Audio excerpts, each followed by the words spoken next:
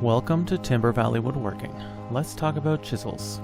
In an upcoming video, I'll be using some chisels to square up some mortises for some shelves that I'm working on. I recently restored these from a set I purchased used for $20. They're a mixed match, all made in Sheffield, England, home of some of the best chisel makers in the world. I start by giving them a rough shape using a 300 grit diamond plate. First using the jig to set the angle and then cleaning up the backside. After I have them looking pretty good, I start cutting up some maple blanks on a bandsaw to make the handles. Marking the center beforehand helps you line it up on the lathe more easily. Now I'm definitely not a professional, this is the first time I've used a lathe. As you can see, I'm using a Stanley chisel to make my first chisel handle. But I'll tell you, it was super fun. I started by turning out the handle's rough shape, and then moved on to sanding, starting with 150, then 180, and then finishing with 320. For my ferrule, I used a hacksaw to cut a ring off a piece of pipe I found laying around the shop.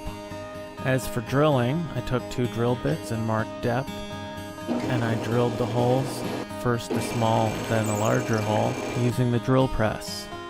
I then clamped the chisel in my vise and hammered her home, where I learned my first lesson to make sure you drill a big enough pilot hole. That was a tough pill to swallow. 20 minutes later, I tried again. This time I made sure the hole was big enough. And boom, success. So I got out my Japanese pole saw and cut the end clean. Hey, it's starting to look like I know what I'm doing. I clamped the chisel in the vise and hit it with 150, then 180, and finished up with 320. And once it looked good, I decided to finish up the sharpening. I set it in my jig, which holds it at the right degree and allows the wheel to roll back and forth. After passing it over the coarse grit, I pulled out something with a little more finesse. The red dot side featuring 600 grit and the green 1200 grit for a super fine finish that would take the hair off a peach. Look how it passes through this piece of walnut like butter. I really enjoyed making this video, and if you did too, like, subscribe, and share it with your friends, because there's a lot more to come.